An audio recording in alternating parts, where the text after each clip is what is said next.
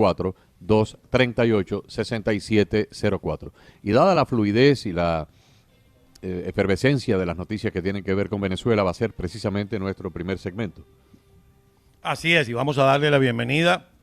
En los próximos minutos vamos a estar conversando con Rubén Chirinos Leaña, él es analista político, presidente de una prestigiosa encuestadora, la encuestadora Mega Análisis, y vamos a conversar con Rubén porque en la más reciente encuesta, que tuvimos la oportunidad de conversarla con él en esta misma semana, el tema de la intención, Agustín, de migrar, si se queda Nicolás Maduro en el poder, no es distinto a lo que ya esta misma encuestadora había proyectado antes de las elecciones. Es decir, así como esta misma encuestadora dijo que Edmundo González Urrutia iba a ganar por 67, entre 67 y 70 puntos porcentuales, también habló del alto porcentaje de venezolanos que habría manifestado en los trabajos de campo realizados que se irían de Venezuela si Nicolás Maduro se quedaba en el gobierno. Hoy yo leí, y no recuerdo si fue en el diario El Mundo de España o ABC de España, en uno de los dos. Entre las primeras noticias decía que un promedio de 240 venezolanos están llegando a España cada día. Si proyectas eso en el transcurso de un mes, estamos hablando de más de 7.000. Y la noticia decía, esto está ocurriendo a raíz del proceso electoral. Aquí dice, comienza el éxodo de los venezolanos debido a la violencia y la persecución del régimen. David Smolansky, que es el encargado por la Organización de Estados Americanos de manejar el tema de los migrantes y refugiados, ha dicho que la inmigración a Brasil se ha multiplicado por 7 desde el 28 de julio. Antes de las elecciones, 50 venezolanos iban diariamente, pero después 350 están yendo todos los días. Solo en agosto podrían emigrar más de 10.000 venezolanos a Brasil. Y hoy Antonio María Delgado hace un trabajo también para el Nuevo Herald, para el Miami Herald en inglés, sobre el tema de la migración venezolana. Rubén, encantado en saludarte una vez más, en estar contigo. Agustín Acosta y Carlos Acosta, te damos la bienvenida al programa. Buenas tardes. Hola, Carlos, Agustín, un gusto, un placer. Me imagino, señor Chirinos, que esto apenas empieza. O sea, esto inclusive pudiera ir creciendo, también afectaría a Colombia, afectaría a Perú, afectaría a Chile, a la República Dominicana. Seguro.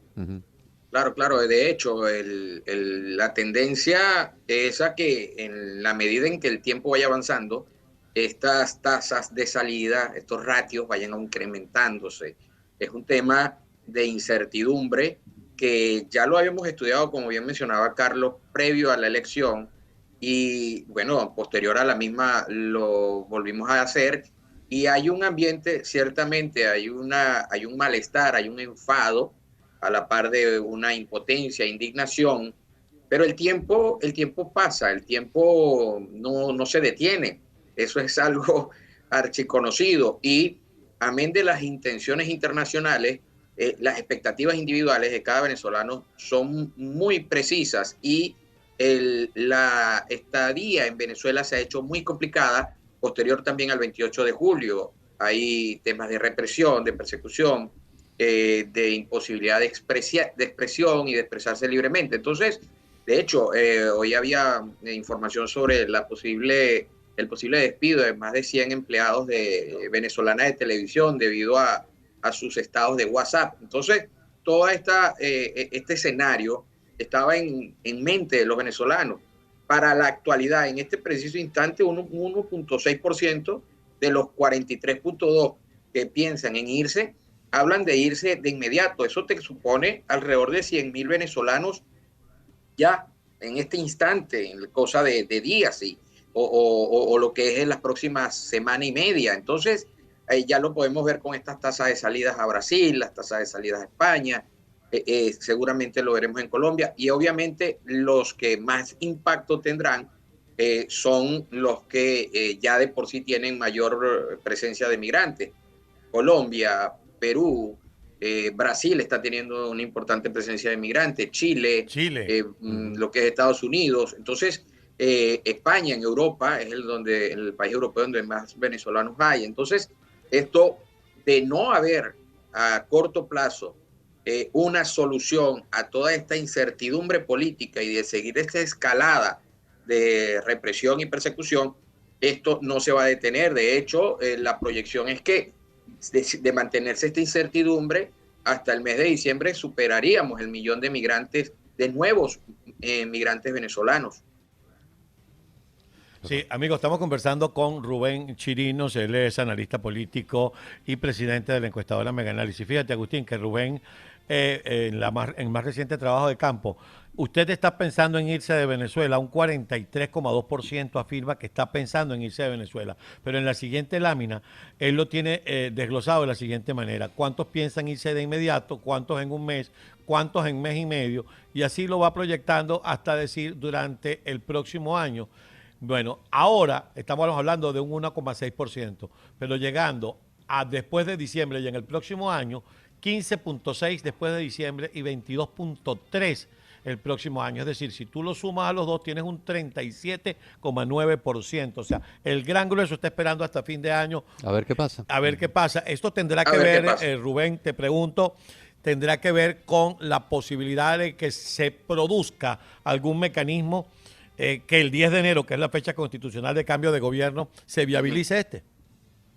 Mira, yo antes que eso pienso, Carlos, que usualmente así hemos sido, no es nuestra característica como país, hemos establecido siempre en el mes de diciembre una especie de meta o de referente periódico, año nuevo, vida nueva, aires nuevos.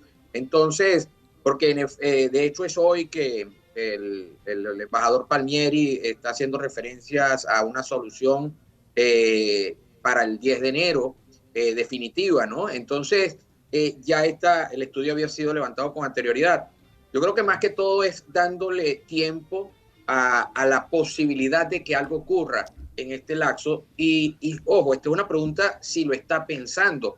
Fíjate que tú bien dices que hay un 37% que te coloca la decisión en diciembre del año que viene. Hay otro 39% que dice que no sabe. O sea que estamos hablando de un pensamiento que, si tratamos de ir un poco más allá, es una decisión que no se quiere tomar, a la cual se le busca la manera de no tomarla o no tenerla en la inmediatez.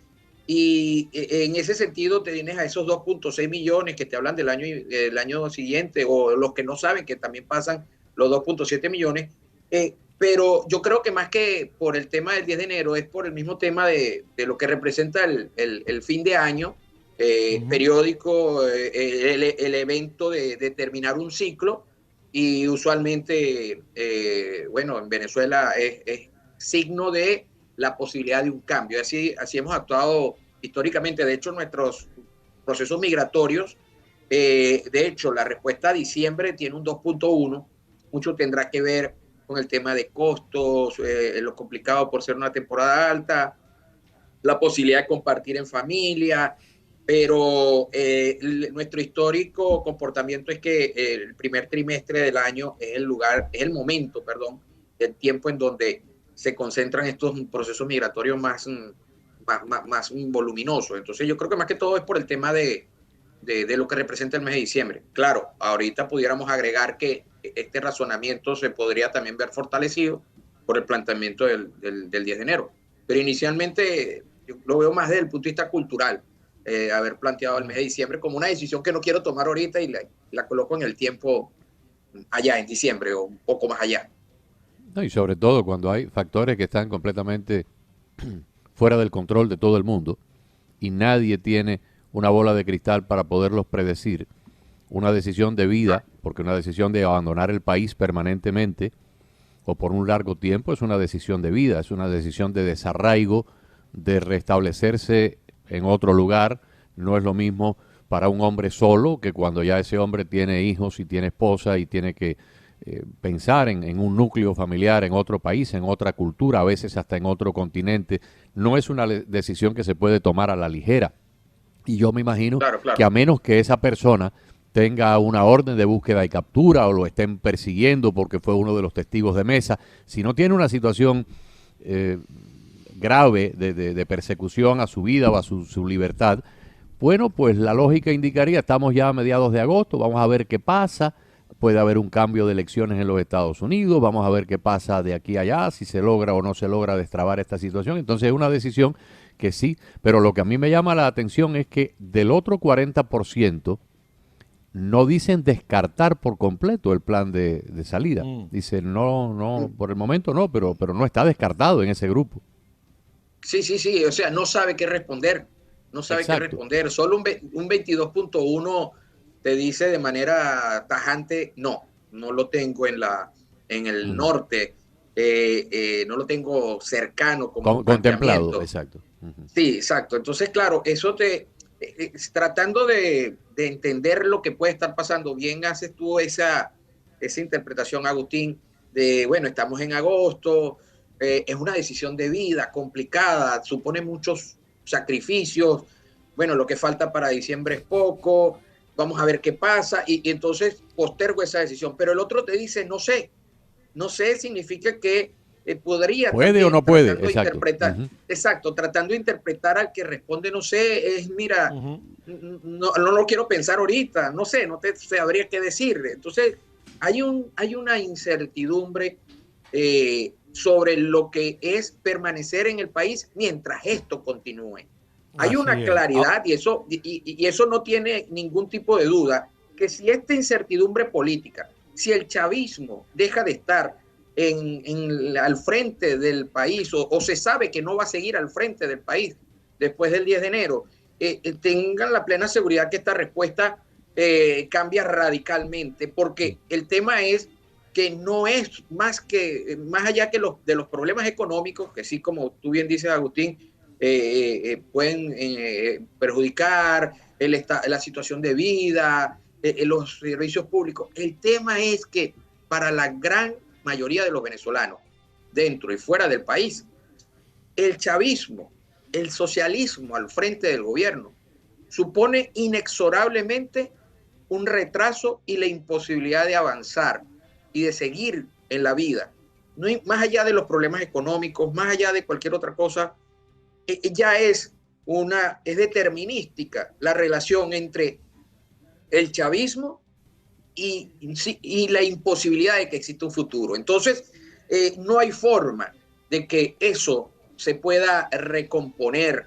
Esto lo digo para aquellas analistas o gobiernos de otros países, embajadores, asesores políticos que hay a veces en la embajada. No hay manera de que se recomponga el chavismo y se presente de una forma tal que el país tenga esperanzas, el ciudadano tenga esperanzas en Venezuela con el chavismo al frente del Poder Ejecutivo. Entonces, la única ecuación, tú puedes cambiar al actor chavismo, al gobierno, y colocas un gobierno completamente distinto, pero con todas las precariedades económicas que puedas imaginar.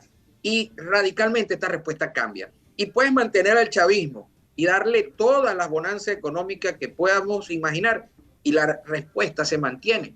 Porque detrás de este problema, más allá de lo económico, está el desarraigo que menciona Agustín, está la fragmentación familiar que es muy profunda, y en algún lado hay que tratar de reunificar a la familia.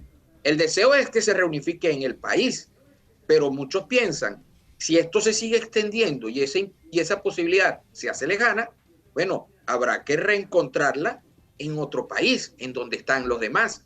Y eso es parte de la decisión que aquí está en esta respuesta y la misma incertidumbre.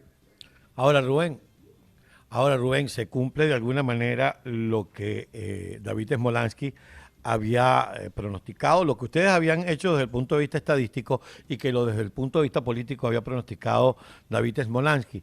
Cuando tú haces una tasa de las más importantes migraciones en cuanto a número de personas y en cuanto a las causas de esa migración, Venezuela pasa a estar en el número 1, porque no hay un conflicto bélico, no hay un desastre natural, lo que hay es un desastre político que ha generado esta migración de 8 millones ahora y una proyección de 5 millones más. Estamos hablando de 13 millones de personas. Eso creo que es 4 veces o 3 veces Costa Rica. Sí, no, y fíjate, Carlos, por lejos, mucho más que lo que tiene Siria. Estamos hablando de que somos la nacionalidad con más refugiados en el planeta ya, y si le llegamos a sumar esto, bueno, por lejos, pero por lejos, y no tenemos los conflictos bélicos de Siria, como tú bien mencionas. no tenemos ningún desastre natural, gracias a Dios. Lo que tenemos, lamentablemente, es una situación política en donde una minoría, ciertamente, pero por lejos, muy pequeña, se ha aferrado de una manera al poder y ha generado unas condiciones de inestabilidad ciudadana, de la imposibilidad de crecer económicamente, de ser ciudadano, ser una persona completamente libre en todo el ejercicio de los derechos. Y eso, hay quien te puede decir, con una edad muy avanzada, como lo dicen los venezolanos, tú bien lo conoces, Carlos, ya yo viví, pero los que vienen. Y eso es lo que esto está marcando mucho de esta respuesta, que hay una juventud, que hay un sector que quiere vivir, que quiere realmente avanzar, soñar. Y estamos en presencia de un país en donde te están cercenando, por ejemplo, las redes sociales. No tienes acceso a muchas de las páginas web. La mayor parte de los venezolanos están utilizando aplicaciones como VPN.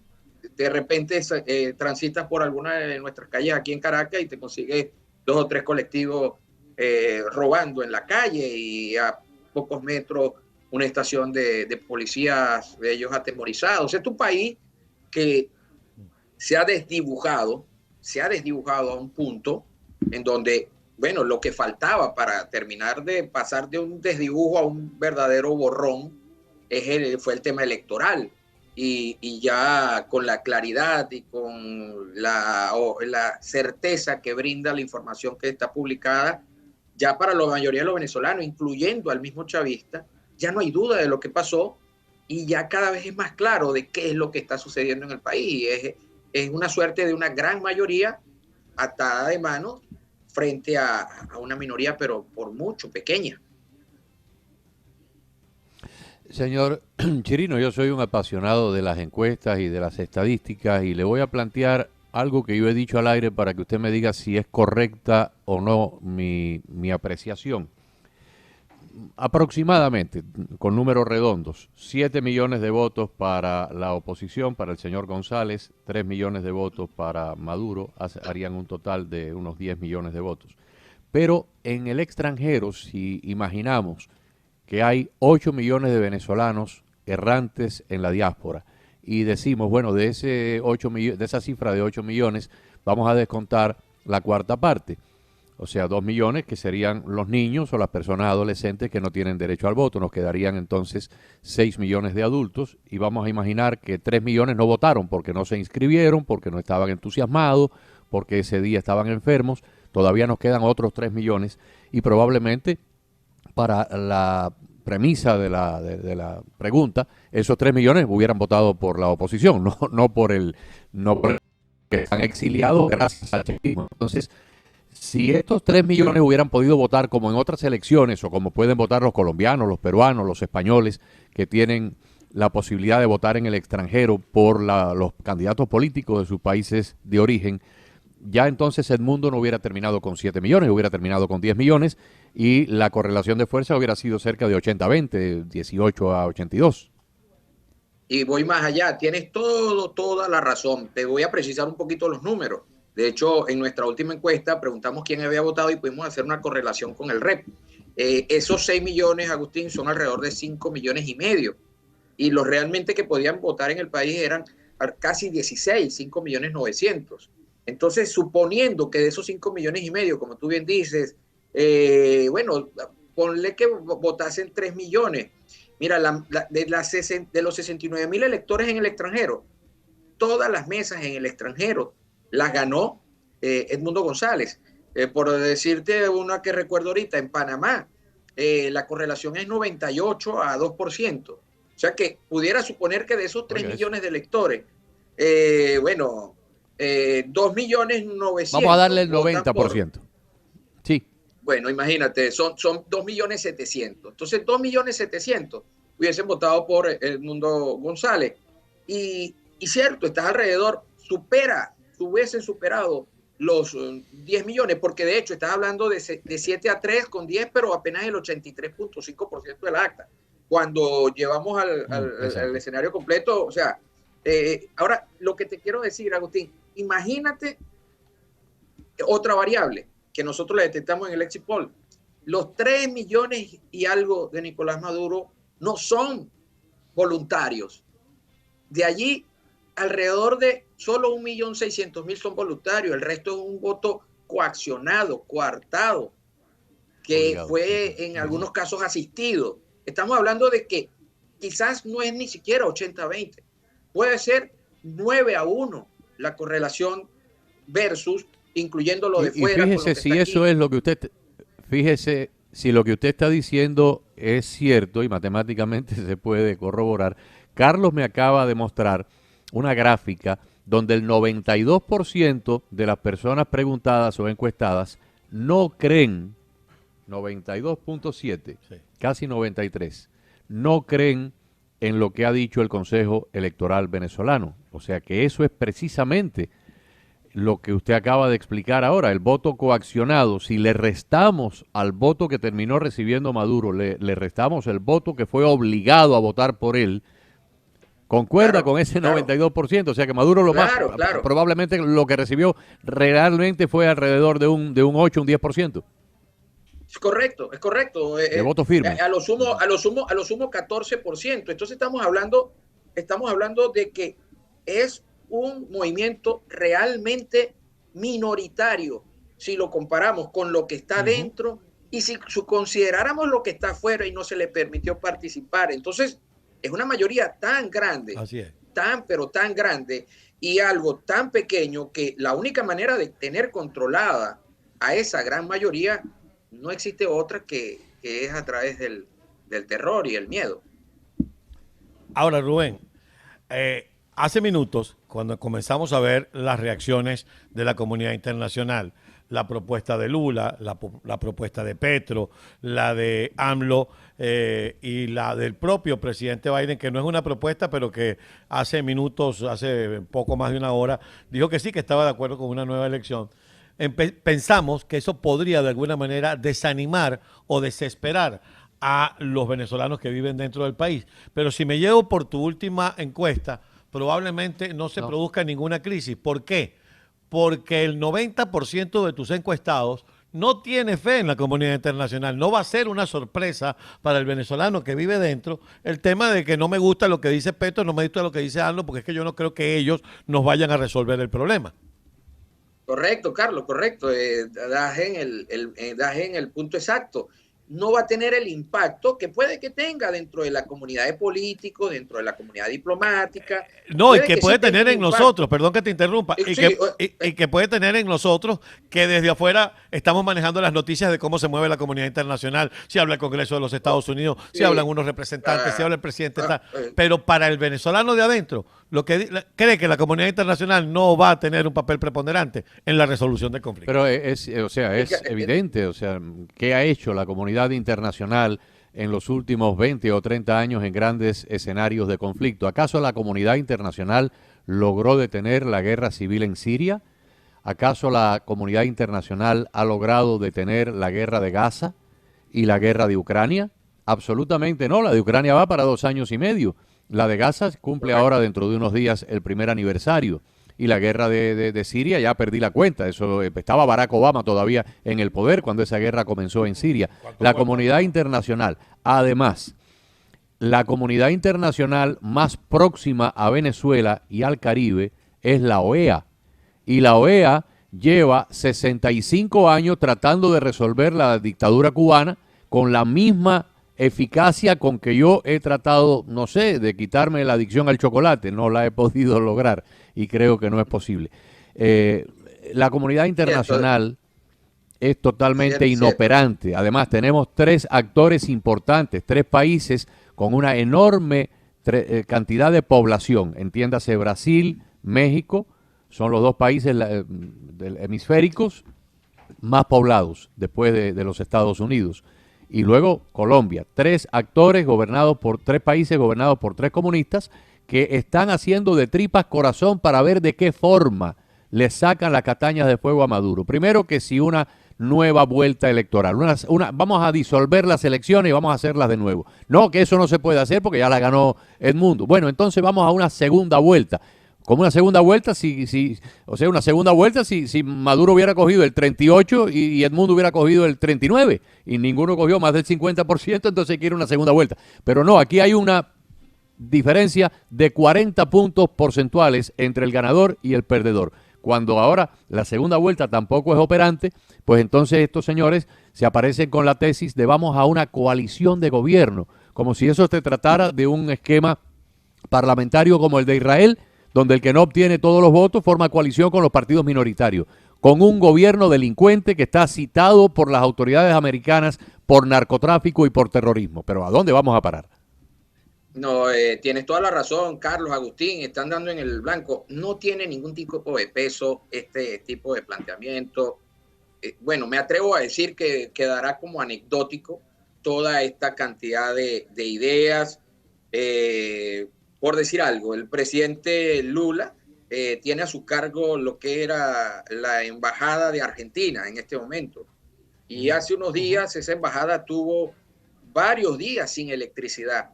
Y Lula no pudo hacer mayor gestión para que le colocaran electricidad a la embajada en donde hay algunos venezolanos en calidad de refugiados. Si Lula no pudo colocar una fase de 110 voltios en una edificación que tiene a su cargo el gobierno de Brasil, yo creo que es mucho más complicado tratar de plantear un escenario de una coalición.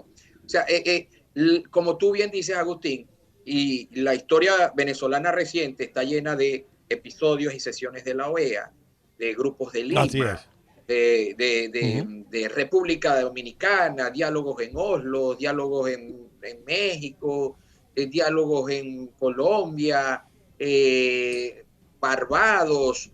Está llena de tanta Mercosur, la OEA, el ALBA, todos hablan, todos hacen comunicados, todos tienen posturas, pero abajo, ahí en la calle, en donde está el que responde las preguntas, en donde están estos millones de venezolanos que fueron a votar, eso no llega allá. Por eso estos tiempos Bien. Y esta narrativa diplomática está muy despegada de la realidad de los pueblos. Cuando los pueblos caminan, aceleran y pisan el acelerador y toman decisiones, terminan resolviendo ellos sus asuntos, y cuando termina por aparecer la comunidad internacional, bueno, viene a hacerlo a destiempo, viene a hacerlo ya cuando, como dice el refrán venezolano, ya cuando el ojo se tiene en la mano, ya está afuera. Entonces, fíjate, la Unión Europea tiene planteada una reunión para tratar el tema de Venezuela el 28 de agosto. De aquí al 28 de agosto. No sabemos, Rubén, si el 28 de agosto qué habrá pasado. Estamos muy agradecidos porque te hayas tomado este tiempo, Rubén, para conversar con nosotros y vamos a ver, porque como decía Idania esta mañana, uno abandona la atención del caso porque va a almorzar 1 hora y cuando regresa hay un festival de declaraciones y un rumbo de la noticia hacia un lado o hacia el otro. Así que muchísimas gracias, Rubén, por haber estado con nosotros. Siempre un gusto, Carlos. Un abrazo, Carlos, y un placer siempre, Agustín. Muchas gracias.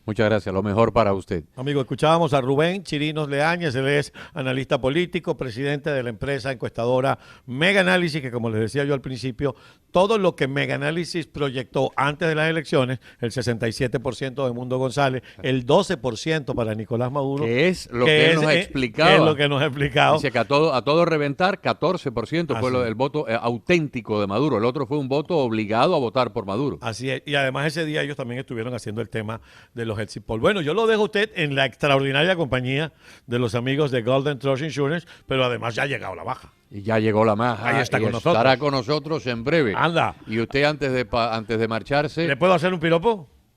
Si así es usted verde, ¿cómo será madura? Ha venido vestida de verde. Pase por allá por la cabeza de la mesa de conferencias, que hay una suculenta bandeja de exquisiteces. Y además están las llaves de mi carro. También. Cuidado, no se la vaya a comer. Amigos, se quedan con Agustín Acosta, Marián de